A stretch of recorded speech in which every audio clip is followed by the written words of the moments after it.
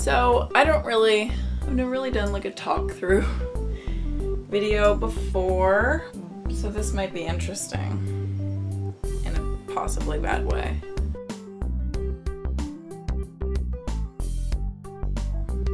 Anyway, so my skin has been really acting up recently. When I lived in Maine, I had dry skin, and when I moved to Florida, I started to notice that I would get really oily in my T-zone. And I still have dry spots, like the sides of my face. After I put on my foundation, I noticed that I have to kind of reapply to those areas after a few minutes because it just drinks it in. And I try to be really good and moisturize morning and night, and I take really good care of my skin, so it was really irritating me that recently I've had a lot more acne than I'm used to. Hopefully this works for my skin. I just got it a few days ago. The DERMAdoctor Ain't Misbehavin face wash. So I've been using it and it's kind of made my skin get worse, which is good because I need to get all the bad stuff out before it can get better. So this is what's happening right now. This is saving my skin. Another thing that I got that I'm hoping will help my skin is the Smashbox Photo Finish More Than Primer Blemish Control Oil-Free Primer. That is a mouthful. But anyway, done with my skin rant, I'm using this today. So let's prime. I mostly prime the center of my face and work it outwards, because the center is where I get most oily and it's where I need the most help makeup wise. I'm going to be using my like an expert something sponge. I don't know, it's the Real Techniques version of the Beauty Blender. Next, I'm going to be using two different foundations from NYX Cosmetics. This one is the Stay Matte But Not Flat, which I just got the other day and I'm still testing it. I'm not completely sure I'm in love with it. And then the HD Studio Photogenic Foundation. This one looks like it has a lot of pink in it, which is why I bought it, because I have a cool skin tone, which means I have pink in my skin. Anywho, when I picked this up, I did the whole like hold it up to your arm, it looks like a close match, whatever, in store. But when I got it home, I smoothed it over my skin and I walked out of the bathroom and I looked like a Chiquita banana. I had a sunburn at the time and the yellow in the foundation was like completely contrasting with whatever was going on with my skin, and I looked like a freaking banana. Needless to say, I needed to cut it with something that had more pink in it. So I have this, which has too much pink in it, so I figured they might work well together. I want to love this foundation because it comes in a squeezy tube. Is that weird? I don't know. See, they're two very different colors, but hopefully when I mix them, whoo, I have war paint on. Okay. Phew. So I'm just going to be blending this in to my skin. I look crazy right now. Blending this in. I'm using the flat side of the, the flat side of the eye. Look ridiculous. I'm using the flat side of the sponge, which I love, which the Beauty Blender does not feature.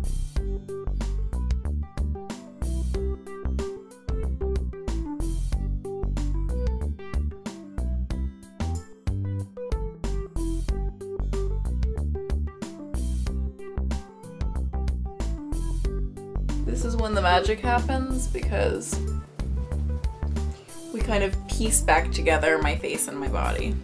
I just drag it down to blend it.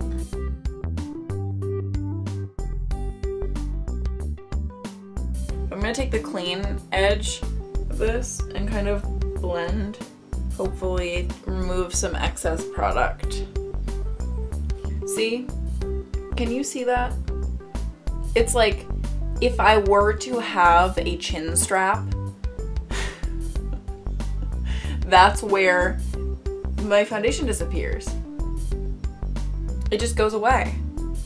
So I just have to go over it again with my foundation. Okay. I don't know.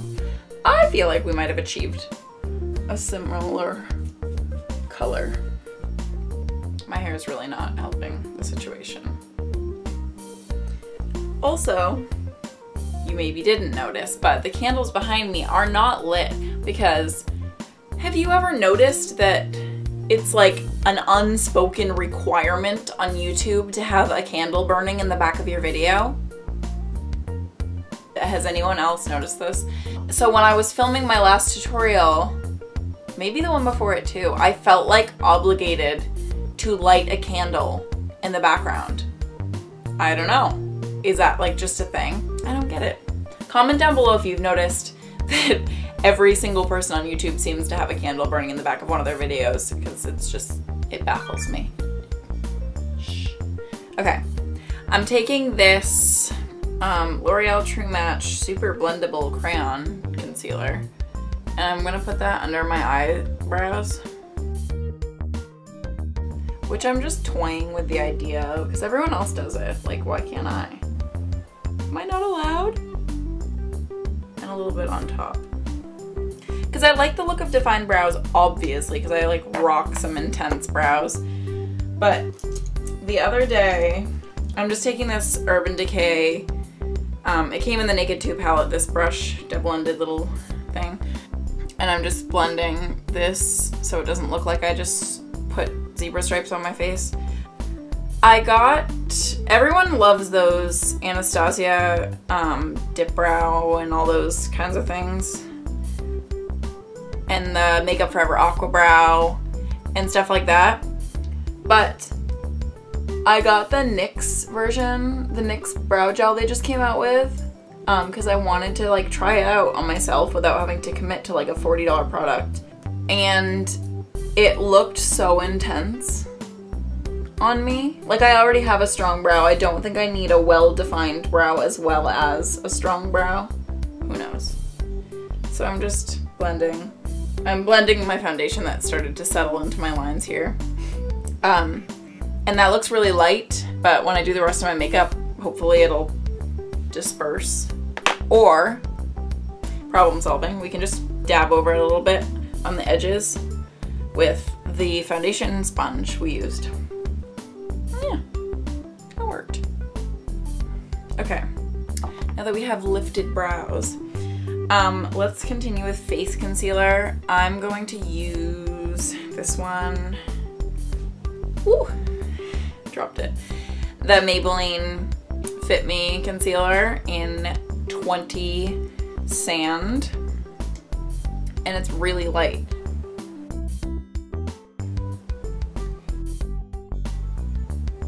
Ooh. I like it because it's brightening and it cancels redness because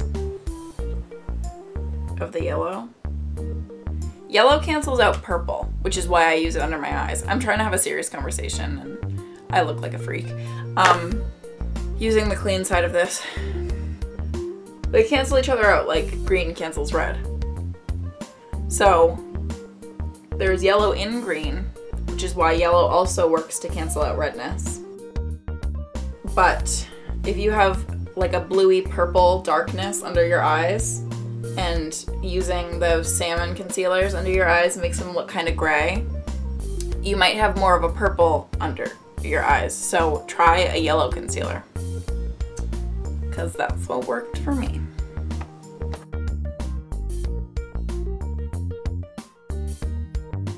Sure you make it look like you have a couple of bananas hanging out under your eyes.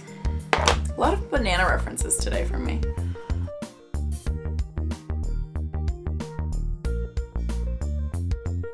I like the pointy end because it can get right in around your eyes perfectly.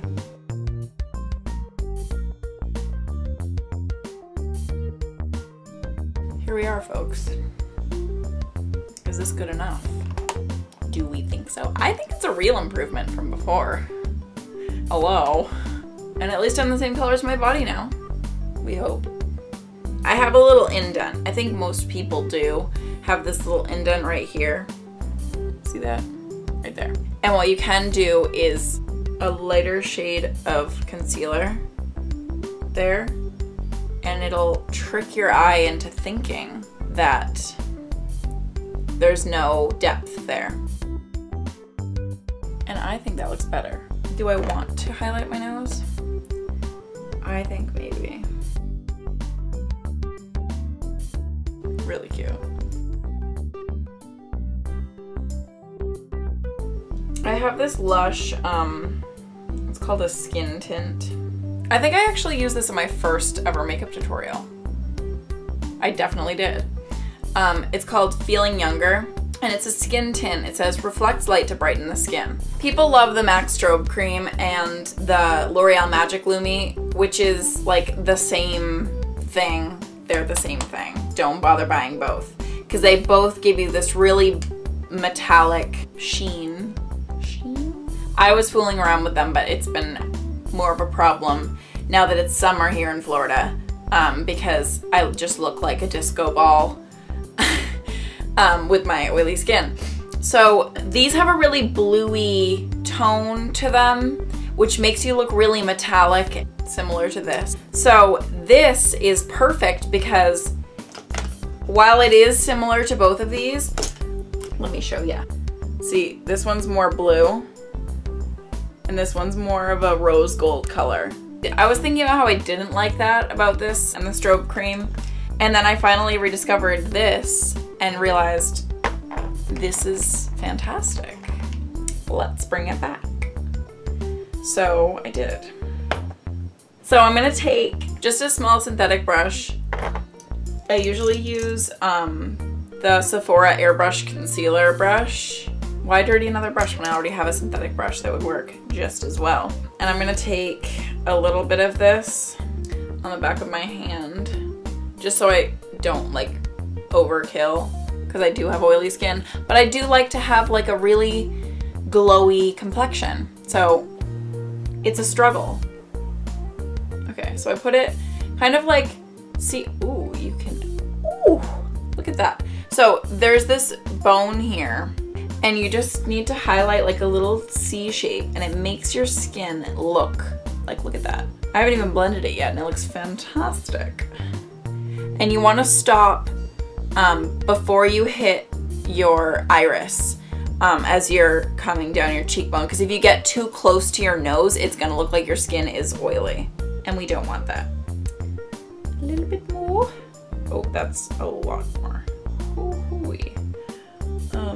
Oh dear. Oh dear. Oh dear. Here, let me just try to damage control that mistake.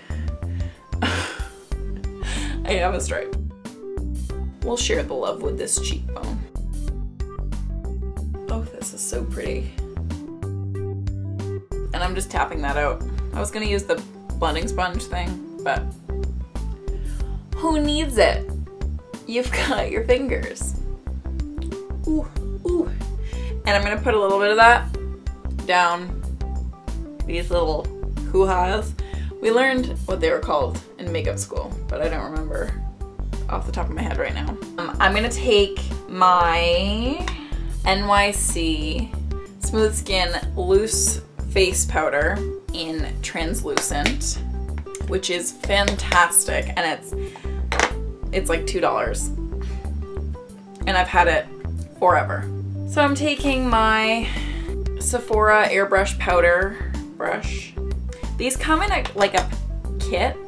It's the airbrush concealer, the airbrush crease.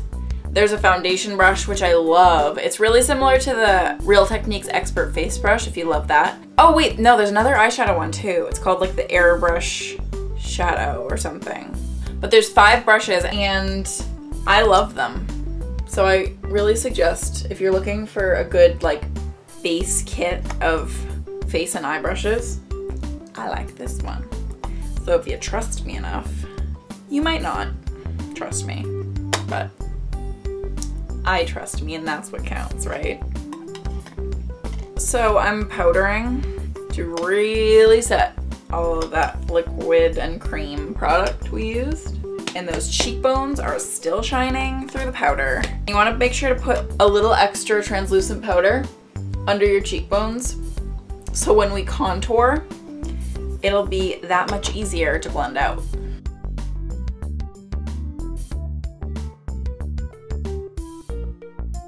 And then we also need to take it down because I pretty much put foundation on half my body. Just to make sure if you hug someone or put on a jacket or something, it doesn't get on your clothing or on someone else. I mean, I'm all about spreading the love, but not an orange makeup stain on someone. Any foundation that got on my brow hair, because I have dark hair, it shows. It's very obvious. So just brushing through can help get rid of that. So the look today that I'm going for